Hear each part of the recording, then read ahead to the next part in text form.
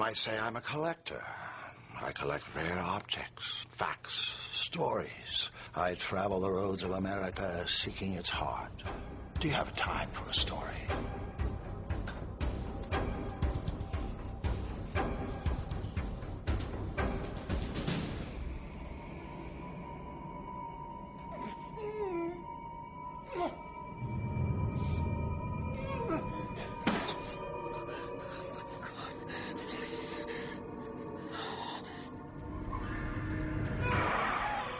There is no light without darkness, no life without death, no peace without war, no God without Satan. What are you doing, man? I said pull over. I would have broke your neck. You're not gonna wreck us. Oh, no? So why'd you call it? Look out!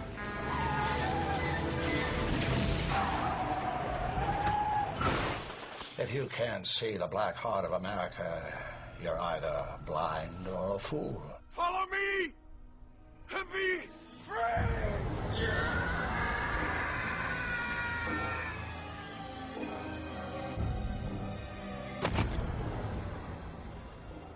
Just a man with a tent filled with wonders and a handful of stories in search of a willing audience. Do you have time for a story?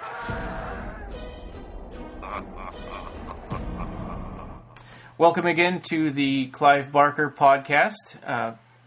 With us today is Jose Leitao. Hi. Jonathan Kui. Hi, everyone. And I'm your host, Ryan Danhauser. This is episode 5, and today we're talking about Books of Blood, Volume 4, which was also released in the United States as The Inhuman Condition. Okay, Jose, what have you been up to since our last podcast? Well, I've been keeping up with the news about Clive and the whole Nightbreed screening that they're going to do at Charlotte, North Carolina. Yep, that's in our. I've been checking up news. on. Oh yeah, I've been checking up on the Books of Blood 4, and I was reading, the stories and the hidden meaning behind the stories with Gary Hoppenstand's Imagination's Metaphor. And I did see Quicksilver Highway again. Quicksilver Highway is a really funny movie. Yeah. It's a very unequal movie, but we'll discuss that. I mean, the stories that are in the movie, some of them are really good, some of them are not so good. But, and what else did I do? I looked at the graphic novels for this. Oh, okay. And I've been scanning a lot of stuff in my collection, putting it up on Facebook and stuff. Maybe we can, use some of that to put on the podcast, right. Website or the actual podcast Facebook page, because it's good stuff that I've been scanning here, and I've been sharing it with my friends on Facebook, and I think that I should share it also with the listeners. It looks like okay. And Jonathan, what have you been up to? Well, as I speak to you now, I'm actually driving with my family upstate. Right now we're in upstate New York heading toward the Canadian border, which actually means that I'm probably going to have to drop out of here when we reach the Canadian border to deal with customs, what have you. Yeah. But we had a little bit of a family thing, so we're heading up there this weekend. However, yesterday, in the early evening, I did manage to get to Monster Mania, the convention in Cherry Hill, New Jersey, where I actually got to meet the cast of Blair Witch Project. Oh, awesome. So, so they were actually incredibly nice people. All three of them were really very generous, and very, very kind to their fans, and it was fun getting to talk to them and get pictures with them for a little while. So that was fun. And then, beyond that, again, I've been, like Jose, rereading the Inhuman Condition, and I actually just received the Quicksilver Highway DVD in the mail a couple of days ago, and I watched it this morning as we were driving, while we were heading through Pennsylvania. So I literally just finished watching Quicksilver Highway a few hours ago, and rest assured, I was not the one driving while I was watching it. Well, so. Good. Well, I've been based on Jose, on your recommendations. I've been slowly buying up the Eclipse graphic novels. I don't have any of them from today's stories, but I got the Yattering and Jack and one other one. I haven't opened them yet, but Life of Death I got also. Okay. Yeah, the Yattering is pretty good. Yeah. I also forgot to mention that I also bought the revised and expanded edition of the companion book for the Aberrats. Yeah, that and Phil and actually Sarah have. That's in our news too. Yeah. That'll be up next. Okay. Okay. Yeah, and so other than that, I've been trying to get ready for this podcast. Our baby is we're trying to let him cry it out right now, so we're really, really sleep deprived. Okay. Yeah, but, hang in there. Yeah, thanks. But yeah, so in Clive Barker news, I guess before we start, one thing I'll mention is that we're doing a little bit of a new format this time. So we're not going to go through the entire story of each of the stories. We're going to do like a little one-line description of the story and then talk about it kind of more freely. So that should make these take up less time and hopefully be a little more interesting. So in Clive Barker news, like Jose was just talking about, the revised edition of the Aberrat Beneath the Surface ebook came out, and at first there was a little bit of controversy because it came out first for iBooks, for iPad and iPhone, and but now it's also been released on Udo. Is that right? Was that what it's called? Yes, Udo.com. Yeah. So that's how the original ebook was released. Of course, we would still like to see a full, physical version of the book, but that doesn't, seem to be where the direction they're going. Phil and Sarah have said so far they have no plans to release this as a physical copy, which I kind of understand because I'm assuming that right now Aberrat 3 has come out. They're doing a revised and expanded edition to feature more material from Aberrat 3 paintings and possibly Aberrat 4 paintings. So I'm imagining that by the time that Aberrat 4 and 5 come out, that they will also do another expanded edition. So hopefully when that happens at the end of the series, maybe we can get a final copy of the Beneath the Surface Aberrat companion book. Yeah. I honestly feel that that's probably going to be the way that most publication is going to start shifting in the next 10 years or so. I think we're going to be seeing fewer and fewer actual hardbound copies of pretty much anything, mainly because of the costs incurred with physical publication. And not only that, with the digital format, even though it's more limited of an audience, I imagine we'd be able to see wonderful things in the work, such as annotated writer's commentary of certain passages and things like that. So this could be another sign of the hallmark of the impending age. Yeah. Yeah, well, and from a business standpoint, it's kind of a no-brainer to do that because, they make it once, and it can get copied an infinite number of times. Yeah, indeed. Yeah. When it comes to books, I'm pretty much a traditionalist. I like books. Being a guy who actually has bought and sold old books, I will never get tired of having a physical copy. It's a different kind of manipulation that you can do with a book, and it's an item that you own. You don't have to be connected to the internet to have access to it. So, I'm a fan of physical books too. How large? Sorry. Oh, I was just going to say I've kept my Clive Barker collection. I've kept like Lord of the Rings and Roger Zelazny and some rare stuff that you can't find online. But other than that, I've traded in everything and just switched to digital books just because we move so many times, and it's like half of our stuff has been books, so that's kind of freed us up a little bit. Much more, it's much more portable.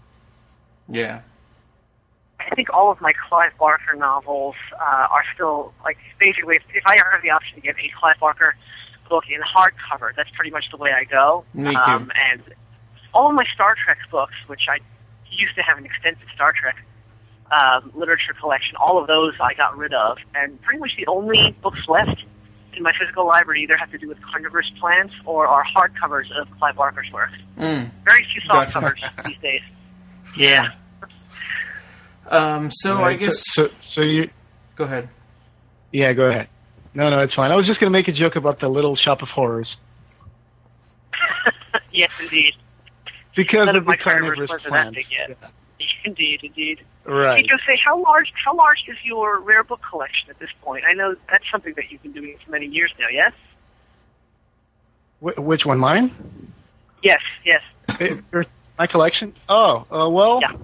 my office right now, I mean, it's pretty much like 3 walls are covered in shelves. And, I mean, I got books that range from the 1700s to the 1800s. But that's like a small part of my book collection, my library, because I only kept some of those books, the old books. I only kept some that were really, that had actual meaning to me. I also sold a lot of them, so. But yeah, I got some books on chemistry and chemical warfare and I don't know, artwork, and I got a lot of stuff. Demonology, I got a lot of stuff here. Yeah. I'll have to put up. I'll have to put some pictures of my shelves one day. So. Well, our next thing is in Twitter, Clive kind of teased that there's new interest in Hellraiser and Nightbreed projects with his creative input, and he can't say any more than that at the time. So that's really interesting, and I've been texting with Mark Miller, and so I wrote to him again. I'm like, hey, I was kind of, politely saying, you haven't texted back to me since like February. He's like, sorry, I'm really busy. I was like, oh yeah, is it because of, the new Cabal Cut of Nightbreed? And he's like, no, or the new comic. He goes, no, those things are a drop in the bucket. And I said, well, what's going on? And I said, is it related to what Clive was teasing about the new Nightbreed and Hellraiser projects? And he says, that's a small part of a larger issue or a larger thing. Yeah. So I don't know. It's really interesting. I don't know what this is going to be, if it's some sort of a, comic book project, or if it's some sort of movie project, or, animated. Who knows? Wow, that... I thought that when he mentioned that. Yeah, go ahead, Johnny. Well, I was going to say when I was at Monster Mania yesterday, I was asking around just to see, if there are any, what were some of the more requested Clive Barker titles with some of the video vendors, and actually a number of them had mentioned that people had been asking. A number of people had been asking about the extended Nightbreed cut, and that was only on the first day of the convention. So I don't know what's going on today and tomorrow, but I imagine if there's that much interest already on the first day, I mean, everyone is still clearly very interested in not only seeing the extended cut, but that shows that there's certainly more interest for more properties having to deal with Nightbreed. So. Oh yeah. Yeah. I always thought that when Clive said that, I assumed he was referring to the, Nightbreed new cut that they're doing, and that Hellraiser would be the old thing that someone's trying to make the remake, and the Weinsteins want to make the remake. So I always thought it had to do with that. Well, you could be right. I mean, that makes a lot of sense. Yeah, but still, whatever is coming, I hope it comes soon. Yeah. I'm also wondering if any of this has to do with. I'm also wondering if any of this has to do with Unearthed, the Hellraiser saga, that documentary. Right. I'm not sure, because he was supposed to make a new Cenobite, I believe, for a story thread within the documentary, but that seems to be stalled by the project, not his Cenobite. So I'm not sure what the story is there. There could be some movement on that, perhaps. It would be nice to think. That would be nice. I'm wondering if they're going to have this new Cenobite created for the documentary, and I'm wondering, there has to be some kind of backstory to that inside the documentary. I mean, they're not just going to be like, okay, this, they're not just going to put on the screen, oh, and here's a new Cenobite that Clive created just for us. I mean, I don't see that happening that way. Maybe there's going to be something else. Maybe there's going to be a little bit of backstory to it. Maybe they're going to insert a little bit of, I don't know, animation or film inside the documentary. I don't know. This is just me speculating. I'm just saying it would be it would be an announcement that just for introducing a picture in a documentary, I think there should be something more around it. So I don't know. Yeah. Especially with Clive Barker involved, there's no way he's just going to design a Cenobite and just drop it in and say, well, thank you very much. Yeah. I'm sure he's going to have a story weaved into a narrative or something. Yeah. Yeah. So our next thing is the official name of the Nightbreed. They were, sort of calling it the director's cut, but now that they're going to be screening at the Mad Monster Party, it's now called Nightbreed: The Cabal Cut.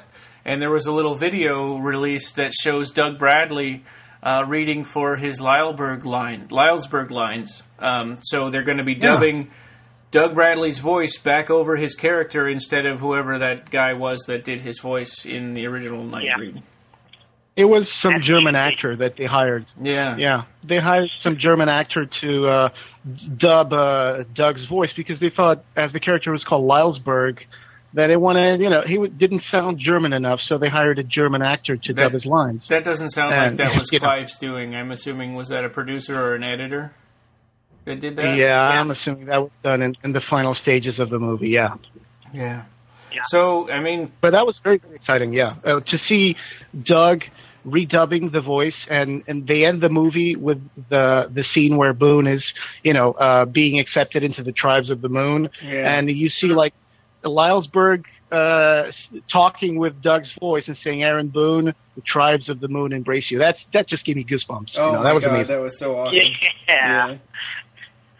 Yeah. So kudos to Mark Miller and everybody else that's been involved in this Nightbreed Cabal Cut because they're putting a lot more into it than any of us ever expected. I mean, if that's just a taste of what we're going to be seeing. Also, they brought in Robin Vidgen, the original director of photography, to help them. Yes, to help them do this cut. I'm assuming that, being the director of photography, this might have had something to do with color correction from the VHS work print to the actual theatrical DVD version. So there might be, some color correction being done there, or and I hope something else. The sound volume matches up enough, that we can hear. But this will be really interesting. And actually, I was when I was texting with Mark Miller last night, he was saying, I asked him if he was going to have a table at the convention. He said, I'm going to have a table. I don't know what I'm going to put on there. And I said, well, you could put your Hellraiser comics, the ones that you're writing, and you could put a Blu-ray of the Cabal Cut for sale. And and he said, well, no Nightbreed. He wrote, no Nightbreed DVDs. Morgan Creek owns Nightbreed outright. We'd get sued. I said, I was just joking. He said, you'd be surprised how many people don't understand how that stuff works. Right. Yeah, but I hope that after all this work, after all this, after all this effort to create this 3-hour version of Nightbreed, that it's going to get to see the light of day sometime. Well, yeah, geez. I know that. Yeah, Revelations had this project going. I don't know if it's still going or not, where they wanted to ask Morgan Creek if they could release the work print accompanying a book about the production of Nightbreed. Yeah. And they said they were working on it, but I don't know. I seem to recall they had already designed artwork for that, didn't they? Wasn't there, images released that indicated, kind of, a box art for a version of Nightbreed that never ended up being released? Well, that would be awesome. That was a concept.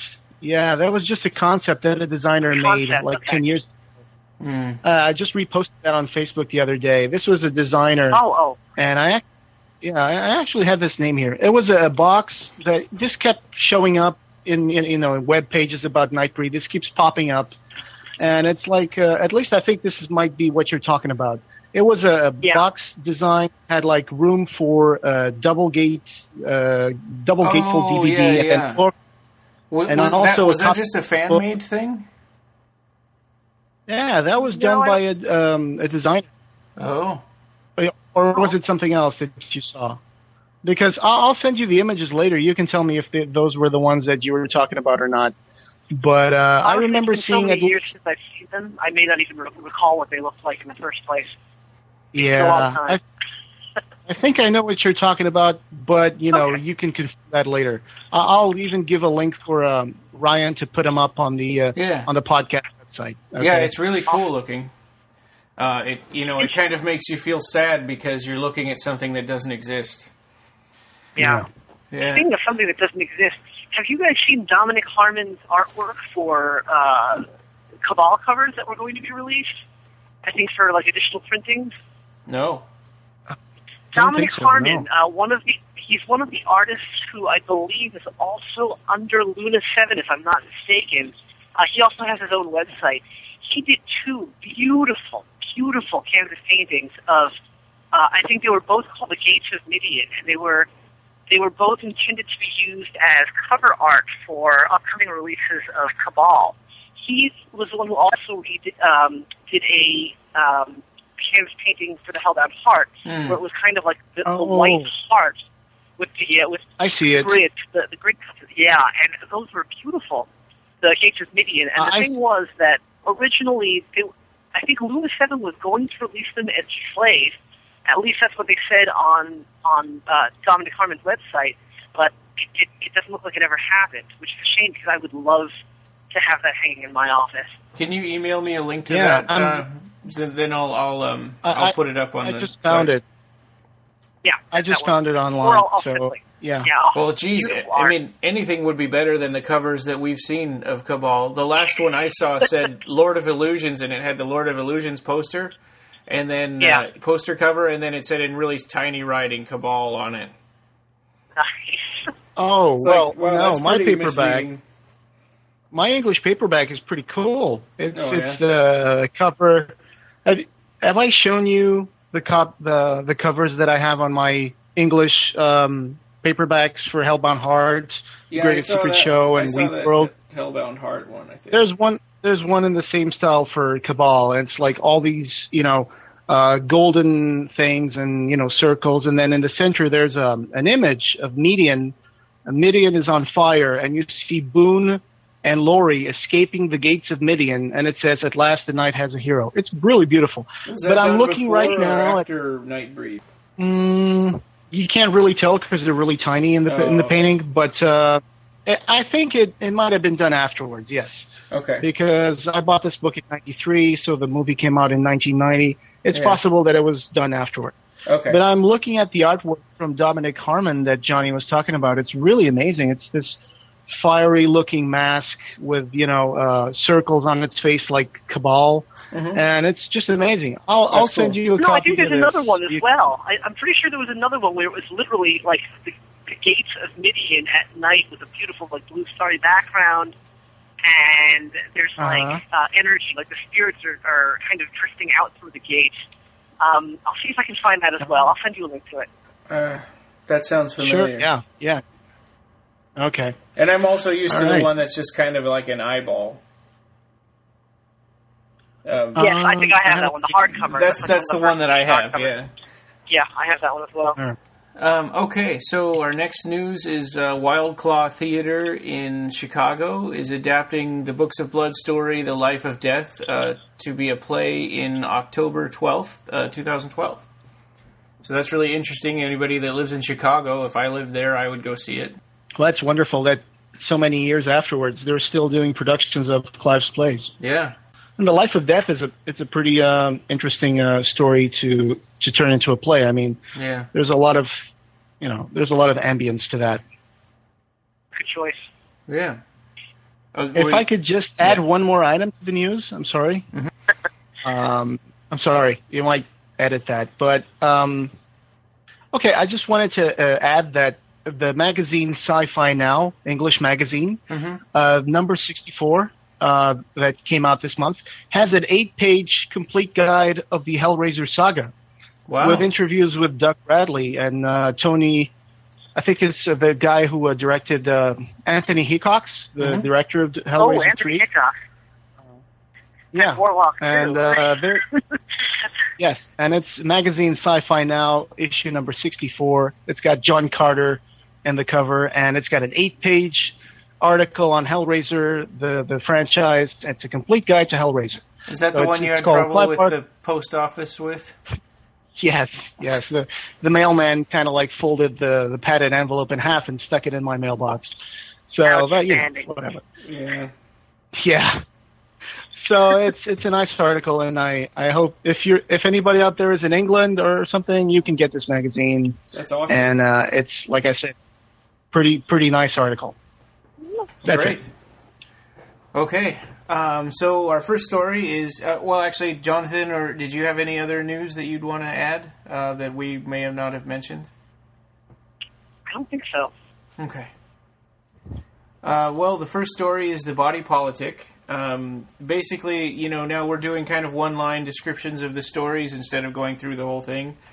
So Charlie George discovers that his hands, in order to be free from the tyranny of the body, have a mind of their own, and one severs the other to begin a revolution. For me, this is not my favorite Clive Barker story, and I mean, it's obviously the Body Politic is sort of a metaphor for for politics and the way that the way that they work and that there's the upper the body as a whole takes credit for the things that the workers do. That kind of stuff. It's not 100% clear exactly what he was going for with this. I mean, the story is a little bit silly, but interesting. Yeah, this story reminds me of this little fable that I used to that people used to tell me when I was a kid about this man whose limbs would get jealous of the stomach because the stomach got all the food. And the hands and the mouth and everything, they did all the work. So they decided to stop working and then to stop the food going for the stomach. And then they started getting weak and they ended up dying of starvation because they didn't realize that they had to work as a team. I don't know who wrote this. Yeah, I don't know who wrote this original story, but I used to get this when I was a kid, and I think I heard this from my professor or from my parents or something. So that was immediately what reminded me this when I was reading this story. And like you said, it has to do definitely about politics, probably about the limbs being like the working class, and I don't know. It's like there's the right hand and the left hand, and there's definitely some kind of symbolism there. Yeah. The main character that suffers this horrible fate, Charlie George. He's a guy who's pretty. Yeah, Charlie George. He's a guy who's pretty bland. I mean, he's a packager. Even his marriage isn't. Yeah, he's a packager. He works with his hands all day, and I guess that he also his marriage doesn't go very well, or at least it doesn't go very well in the bedroom. Yeah. So it's almost like this guy is such a bland character that even his body starts to think that we can do better.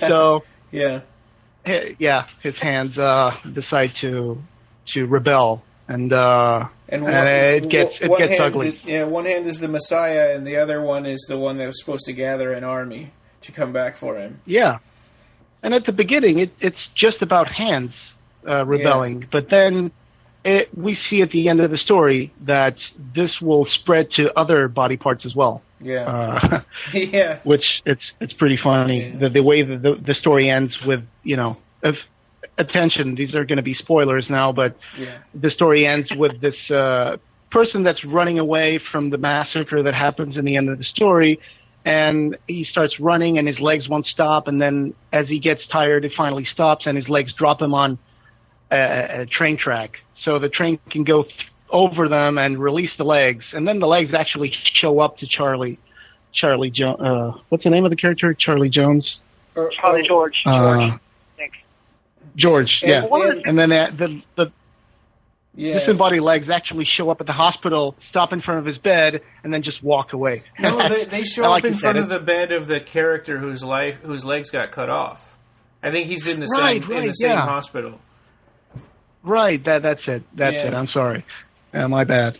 One of the things I've always loved the most about Clive Barker's writing is the vivid imagery that his style can evoke. Yeah. And especially when it comes to some of the more graphic and violent aspects of some of the things that happen in the story. there's a lot of pretty gruesome stuff in this story, and yet he manages to really write it and toe the line in terms of humor. And that's not easy when you've got such gruesome subject matter to be able to still keep it both visually descriptive but amusing and somewhat lighthearted. I mean, with the Yattering and Jack, that was a little different because the material itself was very, very camp. It lent itself to that level of humor. Yeah. But a lot of the actual things that occur in this story were actually, I'd say, much harder to stomach if you had to see them. But he still managed to make it much more lighthearted and funny, and it's really hard to really keep that balance between being descriptive enough and yet still be funny enough to keep it lighthearted. It was really well done, I thought. Yeah, I agree. Yeah, one of the parts of the story where that actually happens with that level of mastery is when the revolution goes to the YMCA and all the hands start chopping each other off, and there's like the night guard who's there, and he's seeing all these people like running around with their hands like strangling them and stuff. And there's a kind of a gruesome humor here. There's kind of a black humor, and his own hands are like opening up a drawer, getting a kukri knife or something. It's just, But in the beginning, you start off by thinking that this guy just has mental problems, and then you realize that it's more than that, because he even goes to see this Dr. Judine, which he calls a head shrinker. Dr. Judine. Judine, So it's a nice story. I always kept thinking about the Addams Family and The Thing. Me too. Quicksilver Highway drove that point home. Yes. Yeah, so let's go ahead and switch into that. Quicksilver Highway was a 1997 movie by Mick Garris, and it combined the Body Politic with a Stephen King story called Chattery Teeth. We can skip talking about the Chattery Teeth one, just because it's not really relevant. And in fact, I mean, they were supposed to be tied together by this Quicksilver character who was played by Christopher Lloyd, but they don't really flow into each other. They use him kind of like the segments where he shows up are kind of like the bookends to the story. Yeah. And it's like what's keeping the stories together as a unity. Like he's in a carnival, and these people are Yeah, well, and I had thought, I hadn't seen it in a while, and I thought that this story of the hitchhiking, the woman, the bride and her husband who was like going to get help, and he pulls up on the highway. Yeah. I thought that was going to be bookended on the to connect each story, but then it wasn't, and it's like I forgot I hadn't seen it in a while, and I forgot that it's he shows up in the carnival.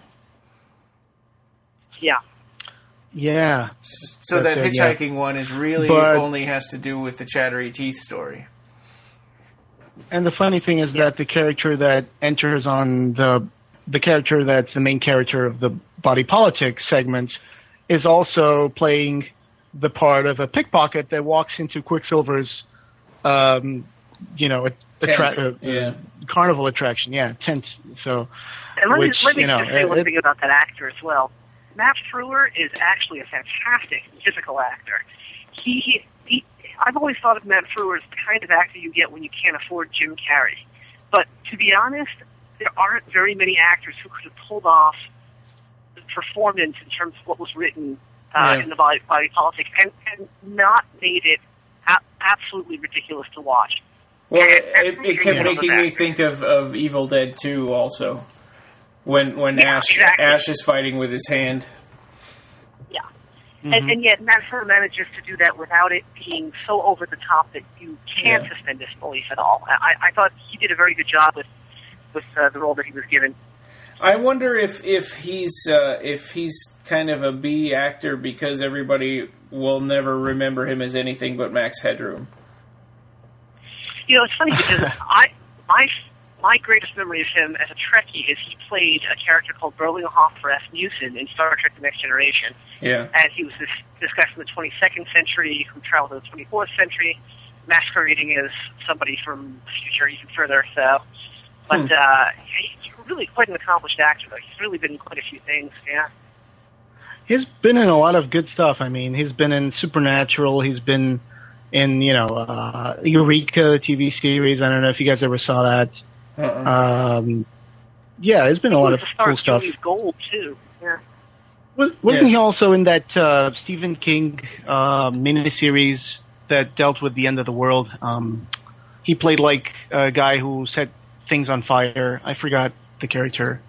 Well, it'll come to me. Never mind. So I guess my issue here with this movie, I mean, I thought that, Matt Frewer did a fine job.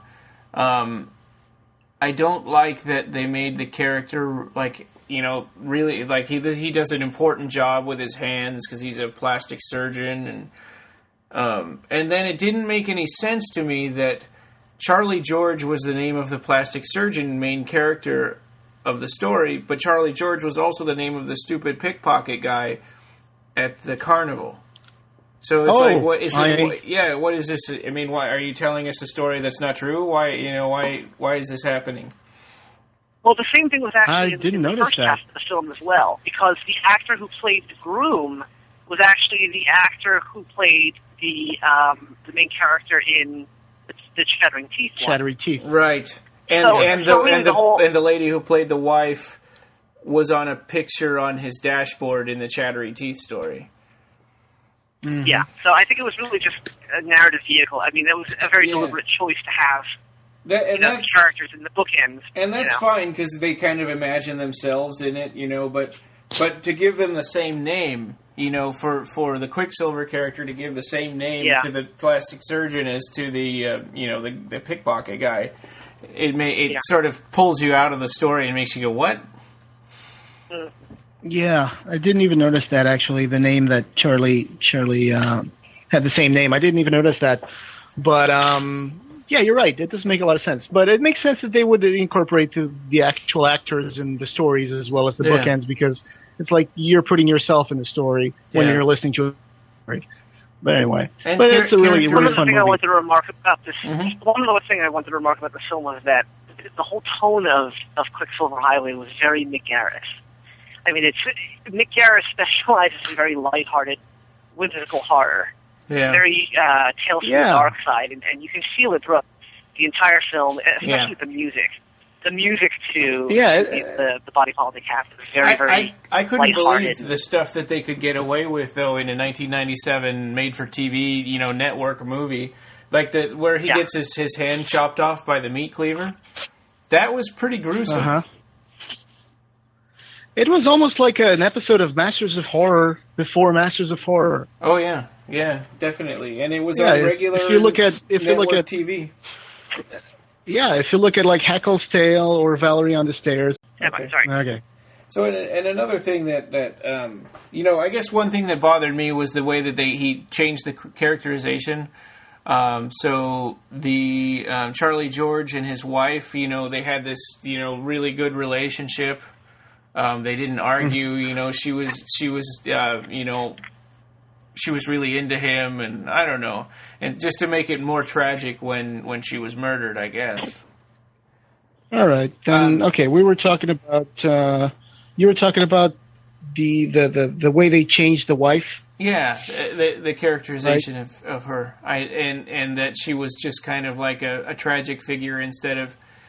In the story, and I don't know if this was supposed to add to the humor, but she was really kind of bitchy. Yeah. Like I said, he was supposed to be this guy that, he had some problems of his own in his marriage. And she muttered stuff about him under her breath all the time. Yeah, which is something that's horribly annoying. And you kind of, this is at the point of the story where you're still not sure if the hands are, just a reflection of something that's going on in his psyche. And when he kills her, you don't really know if he's killing her because it's a part of him that wanted to kill her. Yeah. But of course, then you realize that it's not just that. It's hard to go back that far in time and try to remember the first time that I read this story, if I thought that or not. Yeah, and I think there's a special kind of terror when you're talking about body terror, especially your own body turning up against you. Exactly. Because you're used to thinking of your body as something that you can control. something that serves you, something that you use to interact with the world. All of a sudden, And if, to for defend example, yourself, your hand, right? You need your hands to defend yourself. Yeah. Exactly. Excellent point. And all of a sudden, if your own hands attack you, then that's got to be, horrible. Yeah. And isn't there a point in the movie where the hands like grab onto his crotch or something and squeeze and drop him, and then another hand is like punching him, and then he's like, in the movie I thought they pulled this off really well when the hand is crawling over the linoleum of the kitchen, and it's like his body is like just being dragged behind his hand. I mean, that was well done. Yeah, really well done. Also, one of the scenes where the policemen are checking the scene of the crime, and one of them sees something crawl out of the cat door. Yeah. Cat door. What do you call that? A pet door? Yeah, it's a cat door. So, yeah, and all of a sudden he sees that thing crawling in. And I think in the book, in the story, there's also a scene where the cop sees something walk through the flap, and they go like, "Oh, that's probably just a cat. We'll find him later." Yeah. So, but it's a gruesome story. It's got a lot of black humor in there. Mm-hmm. I thought it, like I said, it's not my favorite story of the book either. My favorite story is The Inhuman Condition. Yeah. But this one is definitely very mainstream for Books of Blood fans. Yeah. Including, I actually have a copy of a audiobook that was published by Hamlin Books on Radio, which was, it's called The Body Politic by Clive Barker, read by Bob Peck. So, and back to Quicksilver Highway, I think that, it had 1997 CGI, which is, pretty obvious CGI, but it wasn't bad for the time. And I thought the coolest thing that they did was the stunt of him falling off the building, which they really milked, because they showed it from like 3 different camera angles in slow motion. But the stunt of him, falling off the building at the end, and he fell and fell and fell, and he tumbled, and it looked like a pretty good stunt for a TV show.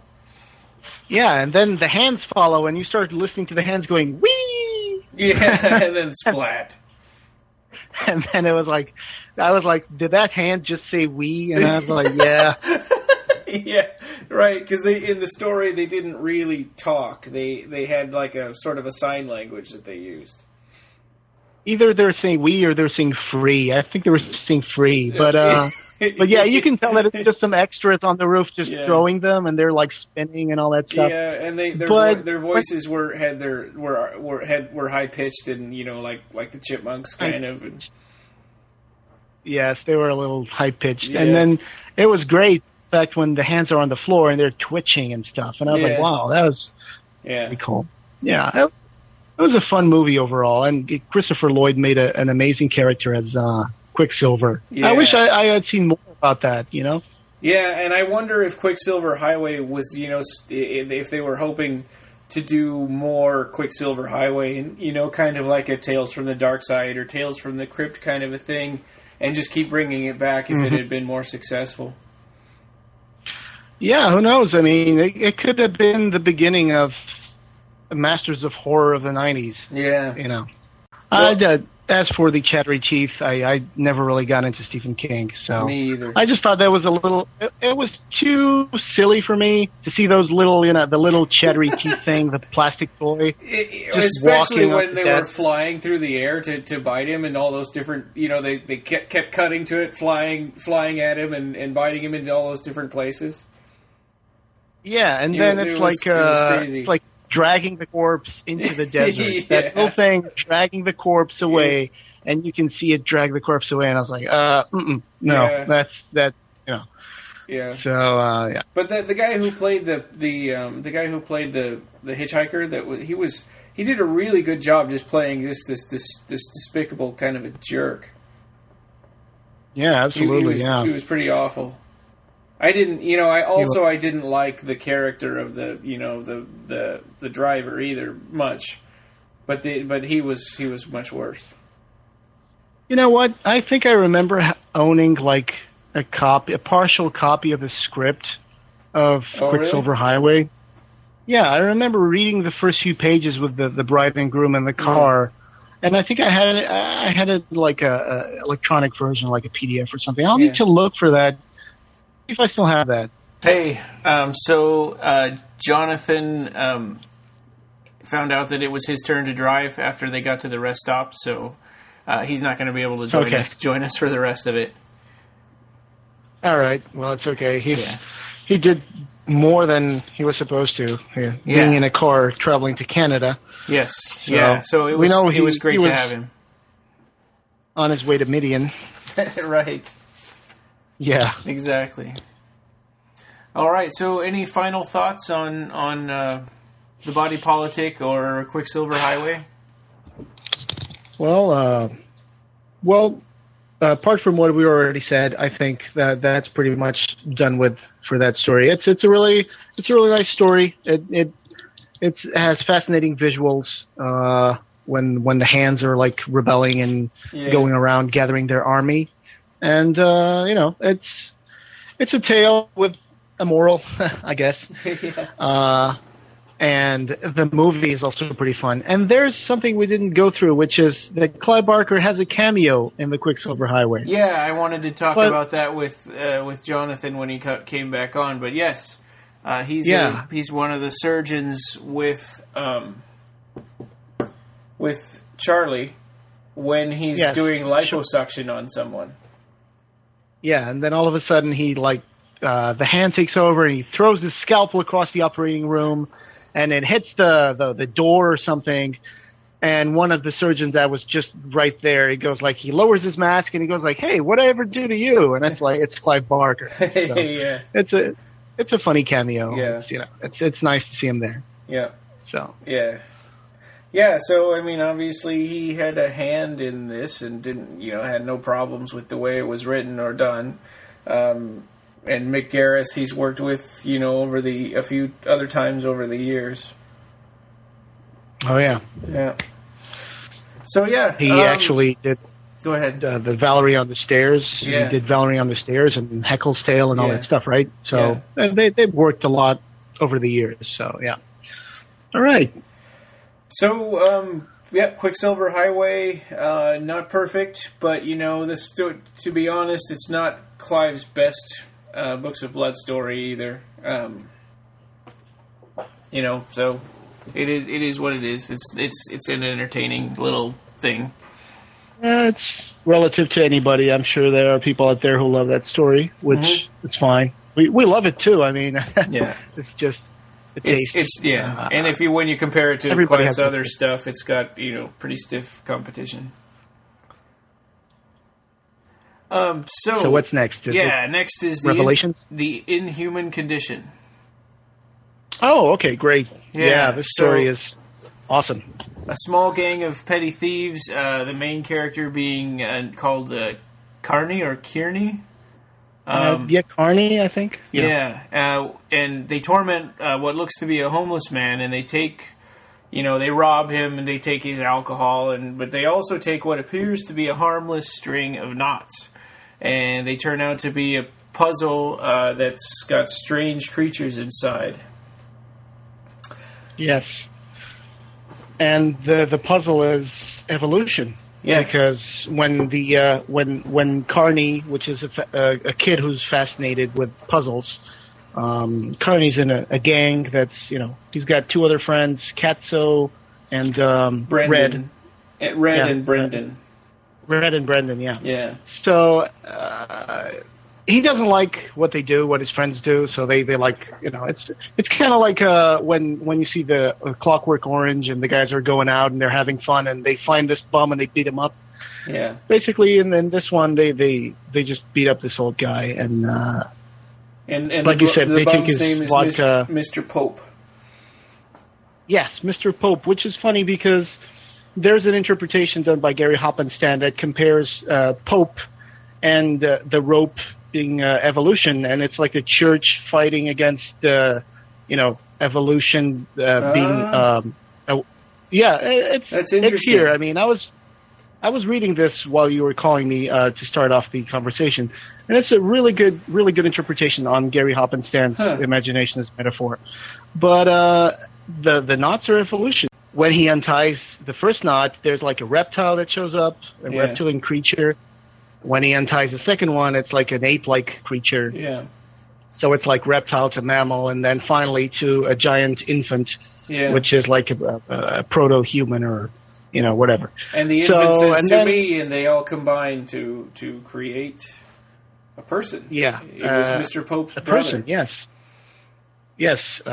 We don't understand if it was a brother in the proper sense of the term, as in blood brother, or if it was like brother as in another creature of the same persuasion as him. So we don't really know if Pope was human, but the thing is that there are some murders that are committed when these creatures go around, scaring Carney's friends, and one of them runs in front of a car when he gets scared by a creature, the other one gets killed, and he finds himself in a situation where Pope kidnaps Carney, takes him to an abandoned place where he has this car, and inside the car are like Pope's things are inside that vehicle, and he has a book, and even though his brother is trying to kill him, he's still alive. He survives the attack, and he uses Carney as a shield against his brother,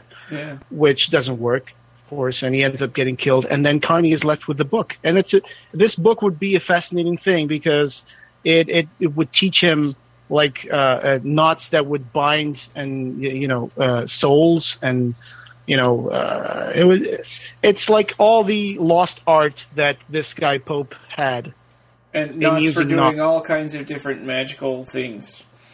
Yes, and it's funny because you can't help but wondering if this guy Pope is like another version of the derelict that shows up in Hellraiser.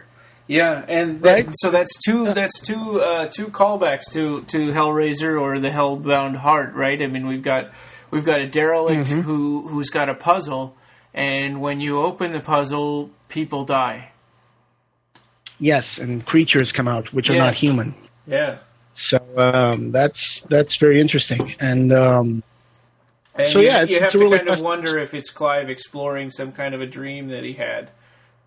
Because since this has come in twice. Yeah. I really need to read more about how Clive wrote the Books of Blood. I know he wrote these stories over a period of years, but I'm wondering if his process for writing short stories is a mixture of planning or just like using stuff from his dreams. I think he has mentioned that it's a mix of the both, but anyway, this story is pretty fascinating because when the creatures show up, the moments where Carney meets the creatures are pretty intense moments. One of them is like a creature that kind of breathes into his face, and the act of breath actually transmits an image, a visual image into his brain. It was like the breath made him think of, I'm trying to find the line here.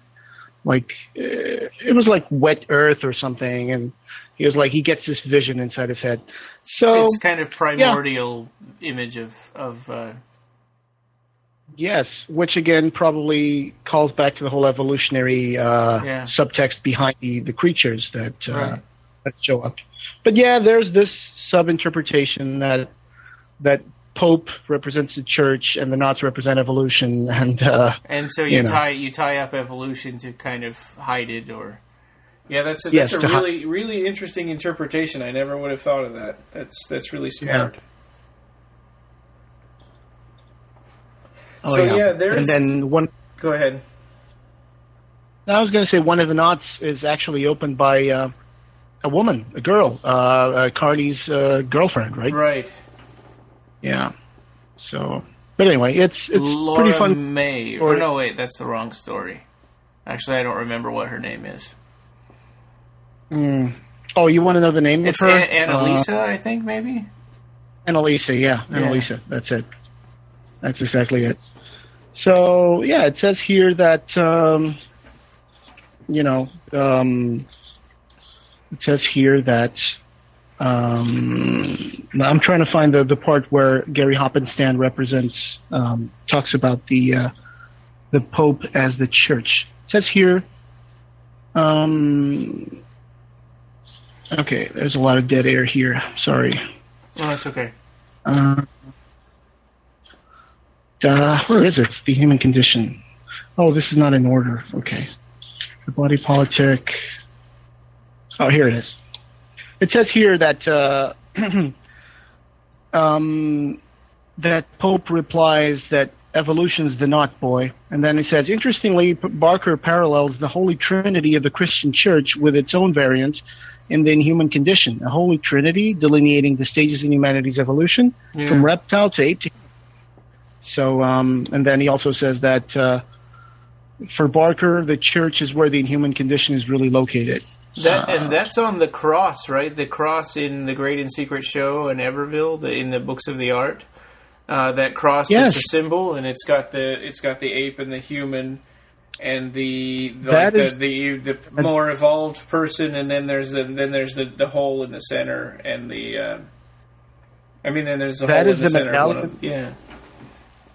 The medallion of the shoal of the groups of people that, and it's interesting because I was talking to David one time, David from the Fifth Dominion forum, and he had never seen that representation before because apparently some of the Great and Secret Show books that came out in the U.S. they don't feature that illustration in the book. Yeah. And I was like, well, that is such a integral part of the Books of the Art. Yeah, the most common U.S. cover has just a mailbox on it. With with like really subtle looking kind of ghostly figures in blue in the background, but most prominent is just the mailbox. The comic book adaptation? Wasn't that like the comic book adaptation? With the mailbox? It was on one of the covers, I think. Yeah. Well, but yes, that is true. That medallion also features like the egg and the fish and the monkey and the reptile, and then there's the open arm man swimming in quiddity, and then it goes on to de-evolve into another thing, and there's like a window which is supposed to be the windows.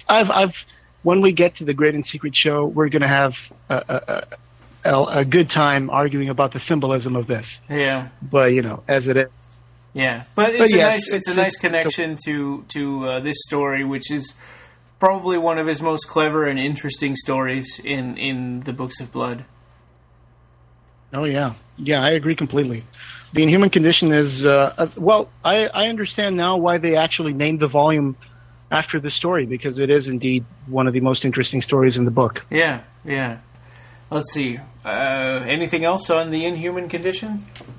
No, it's just that I'm sorry that this story never got any kind of adaptation. Yeah, I know. This would be a really good one for all kinds of things. Yeah, either in comic books or a movie. This would be a great story to adapt, and I think it really would be very cinematic, like a mystery, like in the scope of Lord of Illusions or something like that. I think this would be a great story to adapt. Yeah. Well, and you remember on the forums, Roger was there was one post that Roger had made where he said it would be really great to see kind of a really nice high budget cable TV show where every episode was one of the Books of Blood. And that idea is so awesome, and it just makes me so sad to think that that great idea will probably never happen. I know, it's when you go back to all the projects that never happened. Yeah. There's so much stuff out there that at one point as a fan you would go like, oh my god, I just read in Fangoria that they're going to do this. At one point there was this project for Hellraiser TV show, which would pick up on Bloodline, and it would feature like Angelique traveling to Europe or traveling to the U.S., to the New World, and I was like, I remember this coming up in websites and magazines, and I was like, wow, this should be interesting, and then nothing happened. All these things just fritter away into limbo, or I don't know. So that's tough on the fans. But yeah, we can dream. I mean, we can dream about a channel that would be all Clive Barker adaptations. Yeah, Doesn't mean it will that would be unbelievable. Yeah. And some of them would be hard, maybe a little tough to do, but it seems like, cable TV shows are kind of the thing right now. I mean, that's where you go to see sort of unadulterated, unmessed with, uncensored, pure stuff. Yeah, stuff that, takes risks and, doesn't have to be sanitized. Yeah. Even though sometimes they do cut a few things, for so they don't get into trouble or anything. I mean, It's not like cable is a place where you can find anything, but at the same time, you can find really good, hard rated R stuff on cable. Oh yeah, like the Masters of Horror stuff. That was nice. Yeah. So, yeah.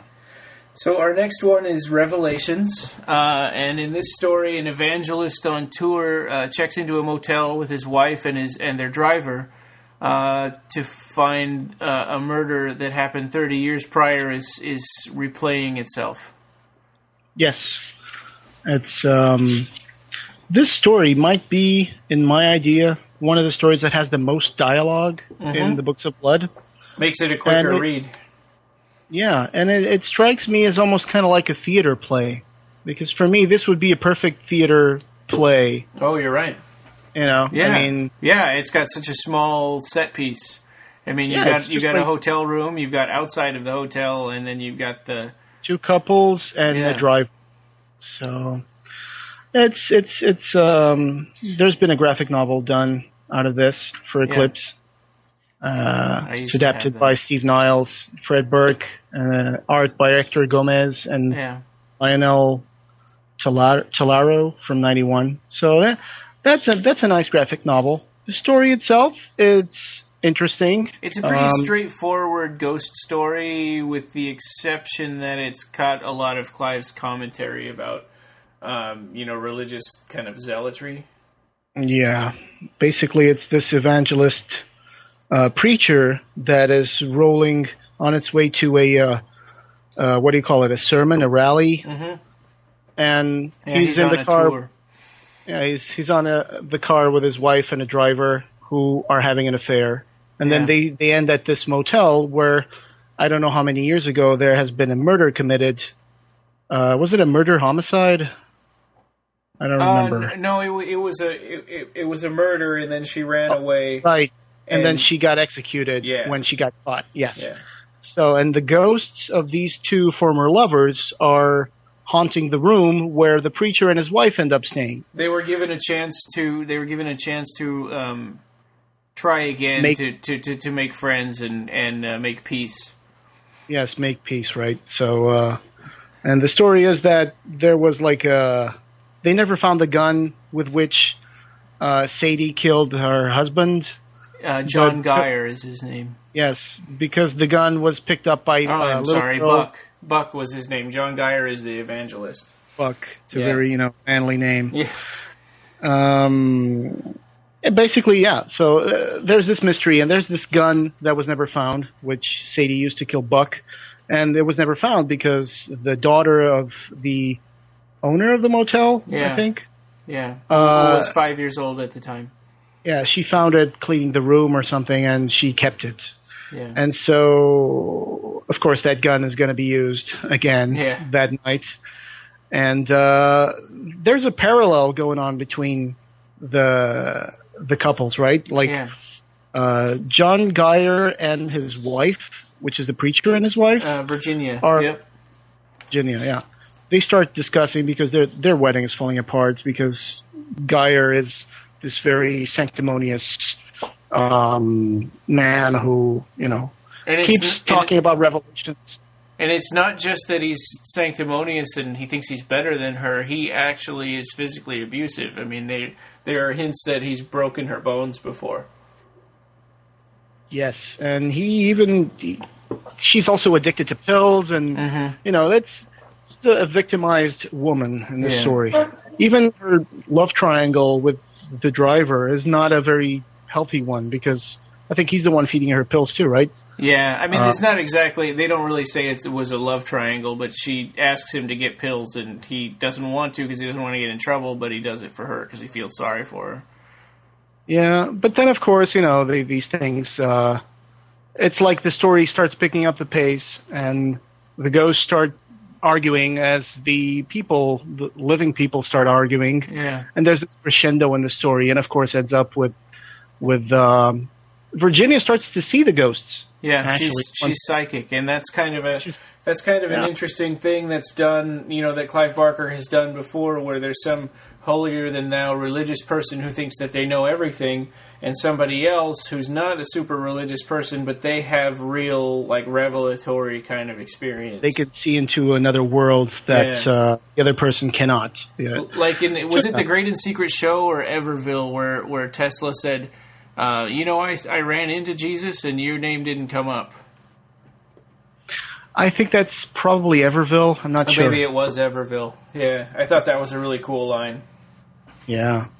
But, of course, there's this... It's like the ghostly activity is also, making the living people feel uneasy, and they start arguing as well.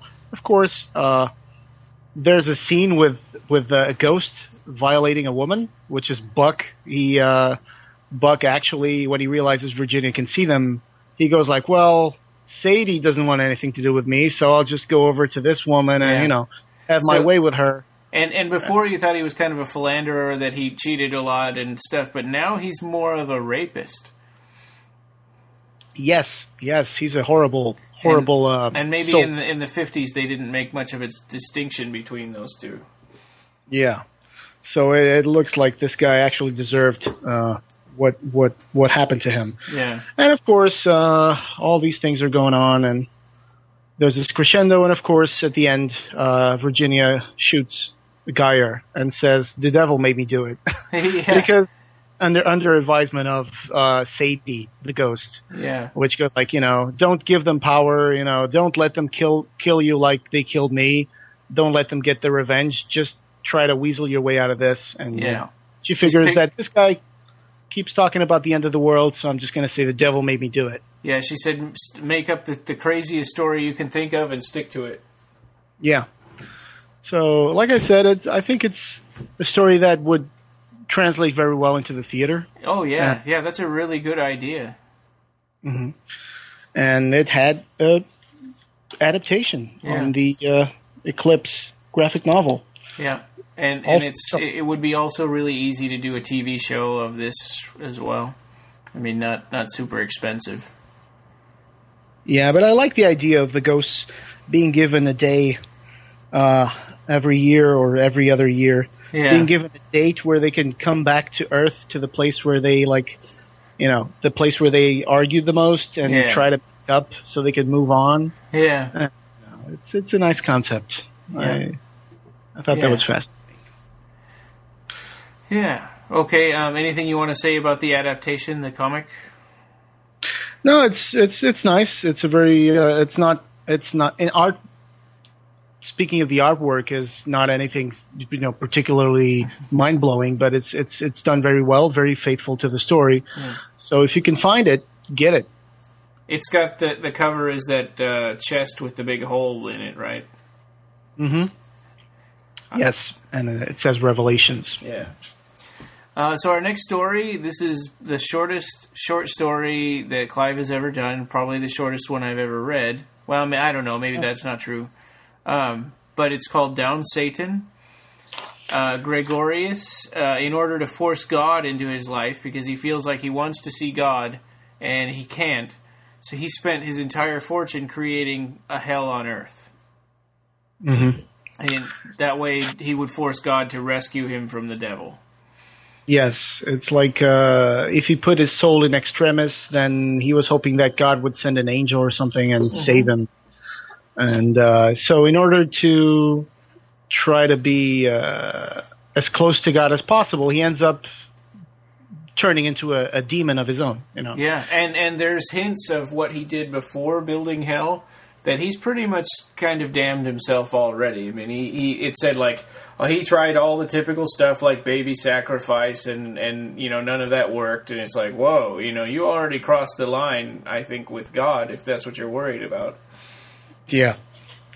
Yeah, and there's also a adaptation for comic on the Tapping the Vein Book 5 from 92. It's where they have the House Spoilers Bleed and then Down Satan. In the graphic adaptation, they added a few more things to the story. They added like... I wish I'd taken the time to read that before our podcast. I just ran out of time. Oh, yeah. I can send a copy of this to you. I have that one, actually. I have all the Tapping the Veins. Oh, yeah. It's like there's this assassination being done to Gregorius at the end of the story. And you kind of have this feeling that, well not Gregorius, but his assistant. Oh, the one who actually designed it, Leopardo. No, that guy was the architect. In the story, they make this guy be the narrator. Oh, Warren I see. Dickerson. Yeah. This guy, they call him Warren Dickerson. And in the beginning of the story, in the graphic novel, you see these men are approaching him. He's in the middle of a dump. He's like hiding, and they said, like, Warren Dickerson, in the name of God the Father, you are under arrest. And they put him in a black sedan, and they take him away. And then the story begins. Yeah, and the story begins, and he is like telling them what happened. They're going over what happened, and at the end of the story, you see him in front of a car with the lights on his face, and he says, "Well, that's all I know. That's all I can tell you. I was there. I never left. I hid from Gregorius because I was afraid." And then you see a guy with a priest collar, and he says, "Well, I suppose that's about all then." And they stick a gun to his head and shoot. Wow. It's like a Vatican-sanctioned murder to cut out all the loose ends to the story. Wow. But of course, in the story, nothing of this happens. It's just complete fabrication. Who adapted this one to comic book? Down Satan was illustrated by Tim Conrad, adapted by Steve Niles, and lettered by Willie Schubert. Steve so there Niles. you go. Steve Niles. Yeah, so that's pretty adapted a clever. lot. That's a pretty clever way to narrate it from a visual kind of a point of view. Yeah, because this way you have a narrator that's actually telling the story, and you make it a little more interesting because you see like this element of the Vatican-sanctioned assassins or something that are like hunting down every little element. Because in the end of the story in the Books of Blood, there is mention that all the seminars, all the things that Gregorius founded are dissolved and destroyed, and his name is stricken from those records. Yeah. So that's cool. It's like the church wanted to make sure that his name would never be connected to the church in any way. Because in the beginning, he really wanted to be a good guy. He thought that the way to meet God or his angels would be to found a lot of seminars, to make a lot of charity work, to make a lot of stuff. But that didn't work. So he didn't meet God. He wanted to actually see him. Yeah. And then he doesn't actually get to see the devil either, though he gets to see little hints that, like, the devil was in his architectural folly because he builds this hell on earth with boiling pools of, excrement and ovens that would fit families. And then people that snuck in there to try to find him were killed, presumably by the devil.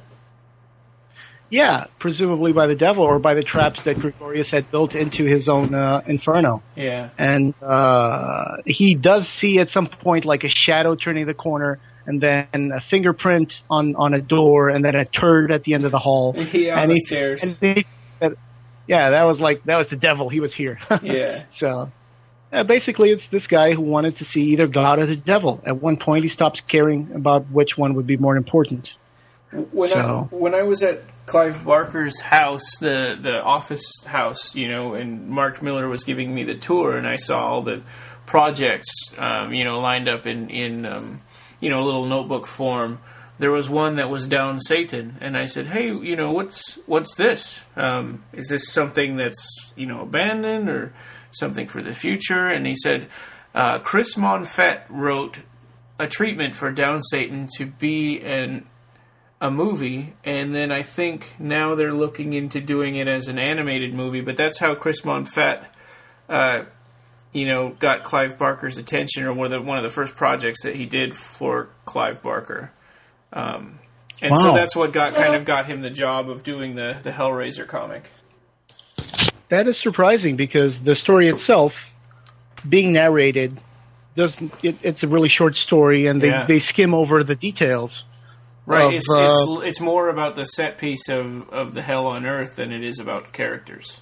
Yeah, but I do understand that if they really wanted to get into detail, there's a lot of stuff that they could develop. The whole situation where Gregorius goes through his period where he's trying to find God, and then building the whole hell on earth thing, and falling victim to his own obsession.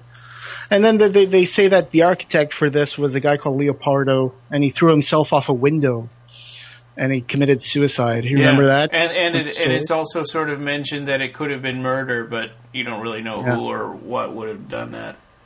Yeah. I guess you could maybe guess the Vatican or something, but it's almost like a little parable. Yeah. So it's really, really short story. Yeah, well, and it kind of brings up the interesting point of people doing awful things in the name of God or in the name of religion. Yeah, and then there's also go ahead. Like the Crusades or the Inquisition. Those are officially sanctioned evil. Mm-hmm. Yeah, and it's also there's also the point that at the end they say that they're not sure if by doing all these things and looking for God or the devil, if Gregorius had not turned himself into something a little more than a human or something. Yeah. I forget the exact line, but it was like... If in giving up all hope of angels, fallen or otherwise, he had not become one himself, or all that earth could bear of such phenomena. Yes, that's a great line there. Yeah. So, it's a cute little story. Yeah, and it I packs didn't know a lot about that. into it, just 4 pages or 4.5 pages. Yeah, I didn't know that there was that project at one point. That's really interesting. So yeah, and it may still come out as something. I think they're looking into it being an anime. Yeah, you never know. Yeah. The last one, The Age of Desire. So while I was preparing for this, I read up to the last 5 pages. I just couldn't make it. I just ran out of time. But so this is not my best little one-liner to describe this story because I was, pretty short on time. But what I have here is on the side, a scientist has created a drug that stimulates sexual desire in the brain, feeds on itself, and takes away rational thought. Yeah, it's the ultimate aphrodisiac. It's something that completely, gets the what's the name of the guy in the story? Let me see if I can remember. Jerome, yeah. Jerome is kind of the guinea pig, right? Yes. He, in the beginning, you see this guy going down the stairs and his body's on fire. And then you realize that the fire is not actually fire. It's an hallucination of his mind. Yeah. It's like a symbolism, like he's on fire because he's taken the drug that releases all, moral restraints or anything. And this sexual hunger is sort of manifest in his mind as a flame. Yeah. Yeah. And so there's a lot of stuff going on here. And Jerome does a few things. Like there's one point in the story that I thought was really funny, which is when he's listening to the radio and he's listening to a love ballad. And he starts to cry because he finally gets the love ballad. And he always thought they were kind of dumb in the past, but now he gets it. Yeah, so he's not thinking with his brain; he's thinking with something else. Yeah. So, but we might be oversimplifying it a little bit. And then there's actually murders that happened with the experiment, right? Yeah. And when he becomes a rapist, and it doesn't bother him in the least. His mind is changed. It's all about feeding this fire, and as he's raping a person, he wants to experience or see or feel their heart. So he digs through their chest and to get at their heart, and that's how he ends up murdering them. And at one point, there's a policeman called Dooley that gets raped by Jerome, and that's not a very nice scene at all. No. And then there's Inspector Carnegie, who's also posted to find this guy. But there's even a scene where this guy humps a wall. You know, I mean, he sees a cleft on the wall, and he goes like, well, you know. And when he has an orgasm, it's like this explosion of pain that goes up and down his spine, and it's kind of like you're wondering, is that because of what he's doing to himself physically? I mean, it's just part of the intensity, I think. Yeah, I guess so.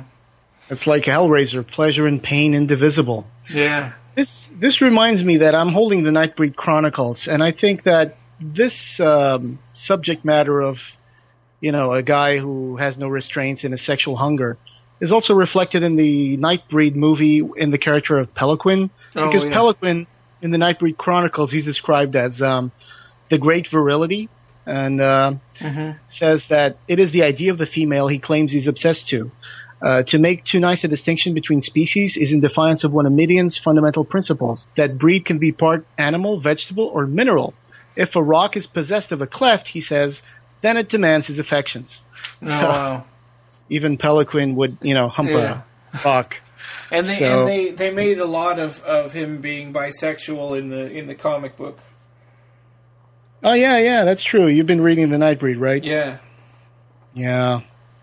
There's also a couple of Nightbreed stories, by the way. I don't want to deviate from the Age of Desire, but I don't know if you know, there was a magazine called Epic, and there are actually 2 stories that were published in Epic 1 and 2, and they're Nightbreed stories. One of them features like Boone, Peliquin, and Kinski.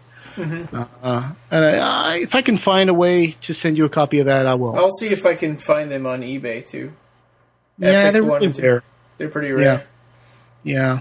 But if you can find them, you know, they're pretty good. One of them has a cover with Boone, Kinski, and Peliquin. So was that done before the Nightbreed comic as kind of a way to advertise the upcoming projects that they have? No, it was after. Oh, it was after. Yeah. But, so ultimately, this guy, his body starts to fail on him, right? Yeah. Yeah, it's like that parable, the flame that burns twice as bright burns half as long. Half as long, yeah. And then there's one point where I'm looking that says he put his bloodied member away. So he was getting pretty much done, you know, he's turning himself into rags. Yeah. And, you know, finally, and they go like pick up the file of the aphrodisiac and say, wow, this is genius, you know. It's much different from those things. All might, you know, have a little bit of a physical effect or be some kind of a, you know, a blood, whatever you call it, you know, to make your blood move faster or whatever. But this affects the brain, the mind, and that's the key to sexual desire. Yes, sex without end, without compromise or apology. The dream of Casanova. Jerome thinks to himself, I'm dying of terminal joy. Yeah. So that's the last line that I read. Yeah, it doesn't really mind. You know, he starts listening to the night, and you know, it was a night for love songs and romance. One thing and we finally, didn't. Go ahead. Yeah, and then it's like he's like collapsing. So he asks to a passerby, you know, I'm on fire, and you know, the passersby go like, oh, you know, leave us alone, go to hell. Well, one thing that we didn't really talk too much about was the scientist who created this. He sort of did it on the side. It wasn't an officially funded, you know, project. And he had this woman who was his assistant. But what he wasn't doing it for any kind of financial gain, and he was being really careless with doing human testing way before it was necessary. And he, when he was in the hospital, he kind of escaped from the hospital to come back and destroy all the records so that only he would have this formula in his mind, and he wanted to, and he doesn't care about selling it he wants to make everybody like Jerome, and and it would be sort of this plague that would end the world. Is that scientist called Wells? I think that's right. Yeah. Yeah, that's I'm reading the part where he walks, Jerome goes back to the lab, he shows up in the door frame, he's all shambles, he's all bloody, and he's very squalid, and then he sees Wells is getting ready to kill the monkeys with the hypodermic needle. And they fight. He doesn't want him to kill the monkeys. And the guy says, don't kill me. I don't want to die. So he lets him go. So at the end, basically Carnegie shows up and turns to Jerome and says, you're under arrest. And basically Jerome says, too late. And he feels like his body is giving up on him. So he has one spasm, falls down, and he sees like he's dead. Yeah. And he says... There's this line that says that the guy Jerome dies with a smile on his face, and Carnegie asks him his dead body, like, so tell me, what was the joke? But then the guy is dead and he's not answering. So that's how the story ends. So yeah, but yeah, I think that when you picked up on the scientist and what he wanted to do with the world. That's a good way to describe, the end of the story.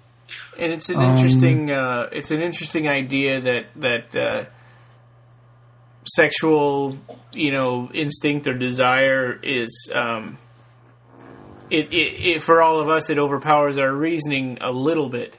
But what happens when you sort of accelerate that? Yes, when you enhance it to thousandfold. Yeah. This scientist would want to create a new level in sexual revolution, I guess. So the people would, but of course, a world that would rely on that kind of behavior would fall apart pretty quickly. Yeah. All right. Any final thing on the Age of Desire? This was this a comic adaptation? No. This had a comic adaptation.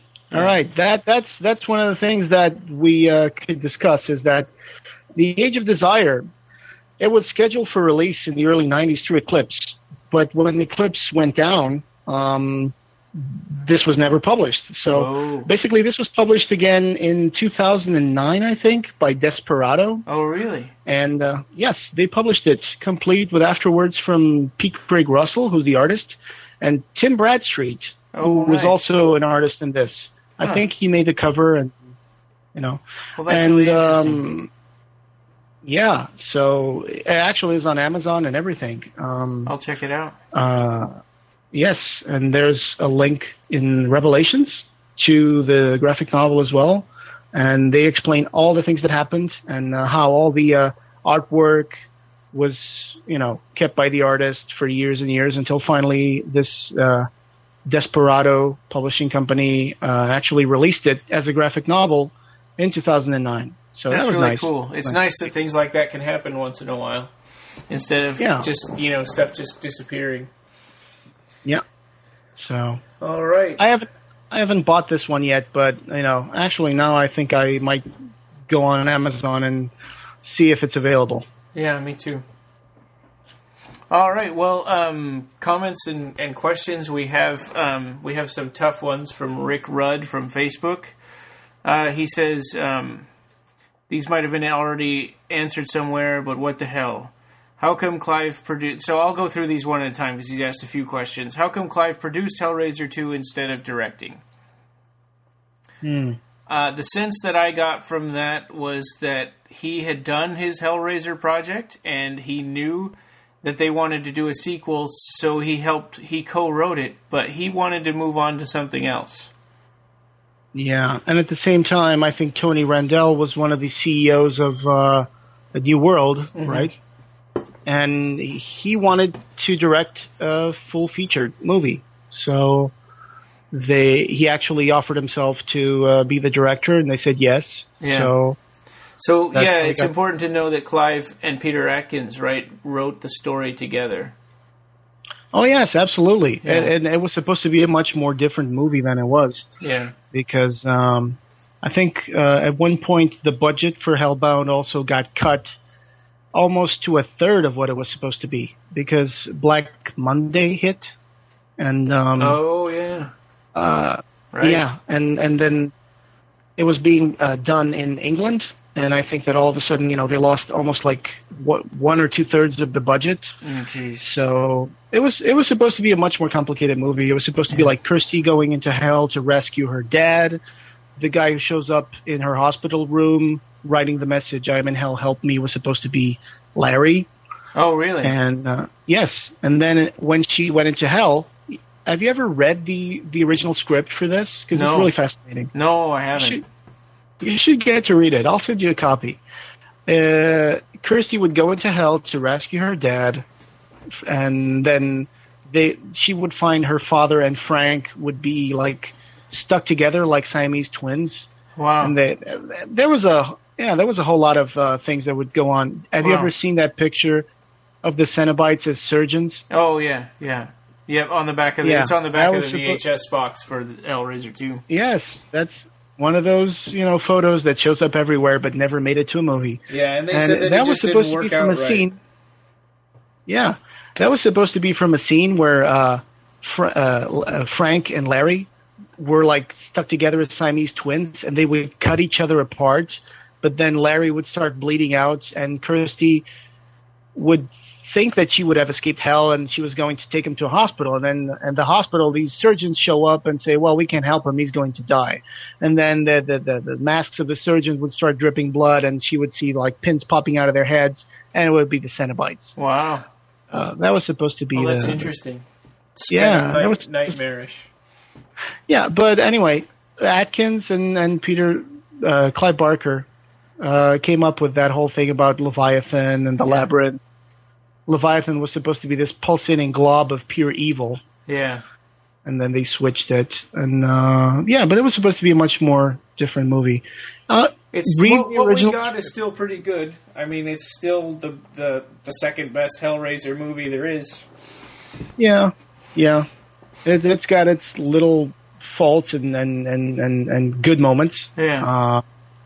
But as usual, it's a collaborative effort. Some things work, some things don't. That's just the way cinema is. But Tony Randall was brought in because he was the CEO of New World Pictures, and he wanted to direct his first movie. And Clive, like you said, wanted to move on to other things. So his next question is, what happened to the Demonik game? So that was a game that was supposed to be for the Xbox 360, and I was so excited about that I bought an Xbox 360 in anticipation of Clive Barker's Demonik, and then it got canned. I don't know what happened to it, but if you watch a movie called Grandma's Boy, it's featured a lot in that, because that shows up as the game that the video game tester character, who's like the main character, was making on his own. Really? I had no idea about that. You'll have to send me some stuff so I can catch up on that, because I had no idea. Well, the idea behind it... Oh, go ahead. I do remember the promo material and the big poster thing, and it was supposed to be a woman who was seeking revenge on some men, and she would like summon a demon, right?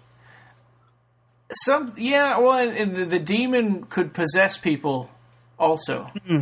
So, to get through certain areas, like you possess like a security guard, but it also could just fight them. And I mean, it was, we didn't really get to see a whole lot of it, so I don't really know exactly what happened.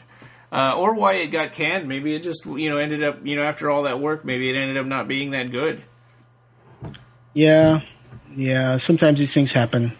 Revelations has a website, a page that deals with Demonik and all the news that, came out about Demonik. Yeah. From interviews from IGN, from GameSpot. Mm-hmm. So if you look around Revelations, you'll find all there is to know about this in the stuff that got away. Yeah. And there's like a section for Clive Barker's Demonik. And, so we'll probably address these games in a future episode of the podcast. Yes. Tortured Souls, he says, okay, and what happened to the Tortured Souls film? Oh, yeah. Yeah. That was supposed to be directed by Clive Barker, right? Yeah. And Tortured Souls has a really interesting story. Well, I don't know. I actually have a PDF of the story because I didn't want to buy all of those toys to put the story together. It was called Anime Damnate, right? Yeah. Like Damned Souls. Yeah. And I read that.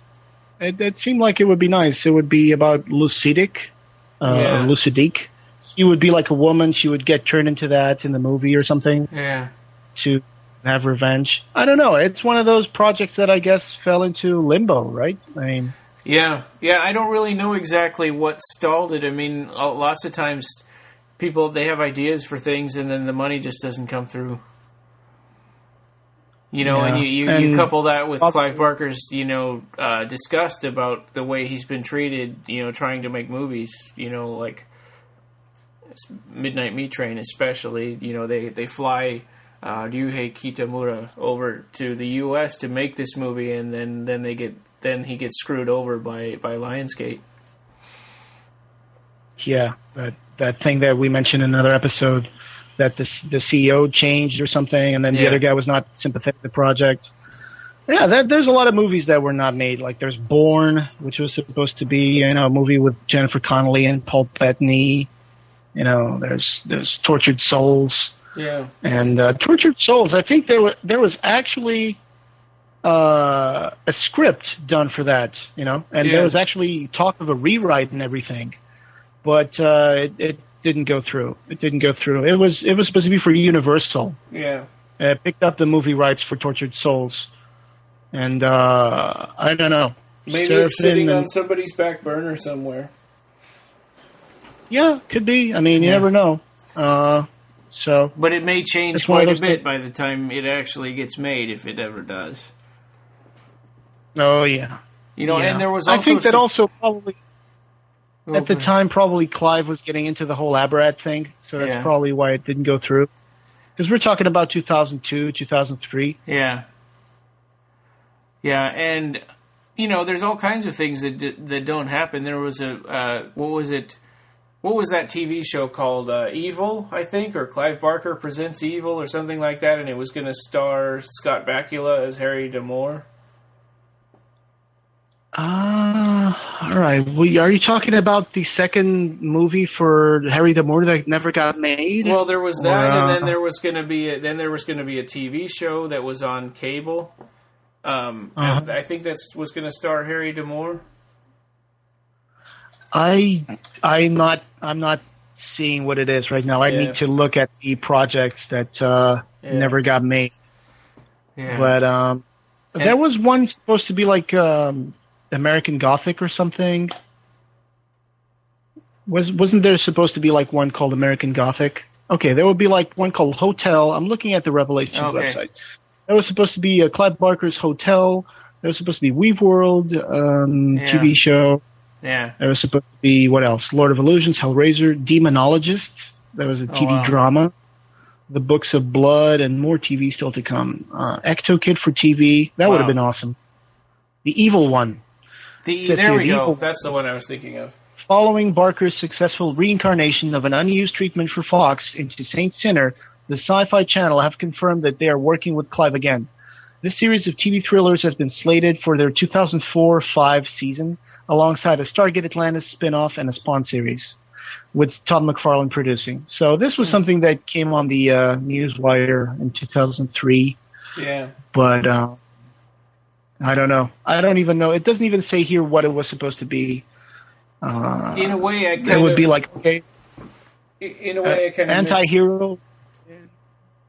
I'm sorry. Go ahead. Oh, I was going to say, in a way, I kind of miss the old days before the internet, when we didn't learn about all this stuff and get excited about it, and then we never see it.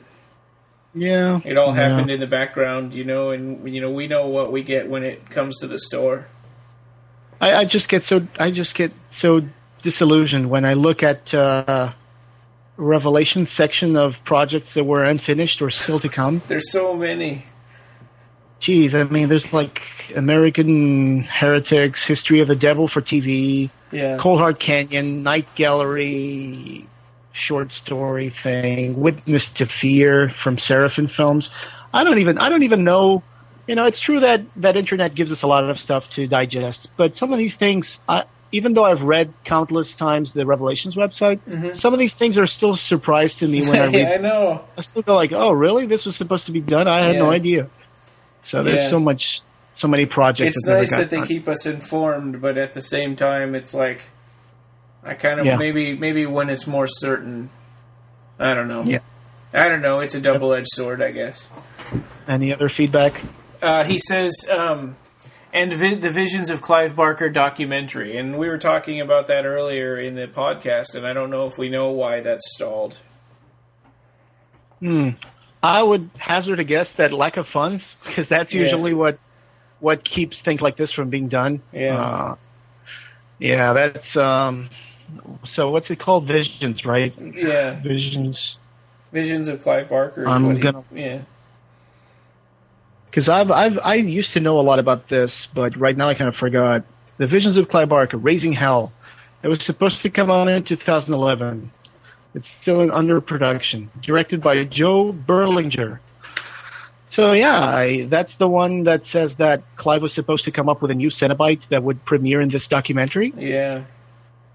I wonder if we can track down Joe Berlinger and ask him.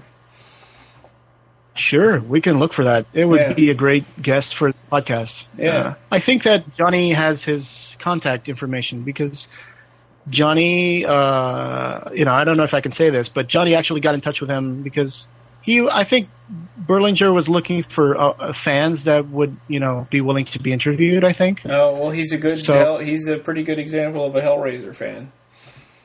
Yeah, because Johnny made those 2 fan films. Yeah. He asked me, hey, you think? I said, go ahead and get in touch with him. Oh, it's too bad. It's too bad we weren't able to. Maybe we if I'd thought about this, so we could have put this at the front of the podcast, and then he could talk about it. Yeah, well, we can always save this for a future episode if we do get to contact Joe Berlinger. All right. Yes. So then he has one more question. And there's a it's like a photograph of Clive sitting in a chair with an erection, and it's kind of sticking out, and it's been painted over, and it's a Clive Barker project. And he says, because I couldn't find the mention about the nakedness in his photo, his own nakedness, specifically the bold erection in one of his art pieces I posted shortly below, I'd like to know more about it. So that is from. Go ahead. That is from the Weird and the Wicked exhibition, 1998. Oh, 98. That's right. Okay. Yeah. Yeah. So and you can find that on you brought that up for me. It was on CliveBarker.com, the old Clive Barker official fan site before Phil and Sarah. Yes. You can add the link to the podcast, I guess. Yeah, I'll do that. I'll put that on the website so you can find that. There's a few other pictures in there with it. I think this might be the early stages of Clive's obsession with photography. I mean, I know he's always taken photography ever since he was a young writer, but once he started doing like gallery exhibitions, then there was one point where he started also doing photography for his exhibitions. I think this might have been one of the first ones that he incorporated photography into his art. Yeah.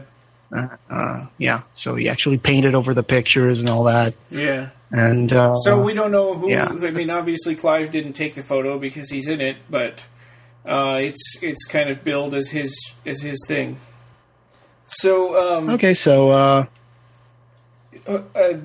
you can find us on the website at www.clivebarker.cast.com.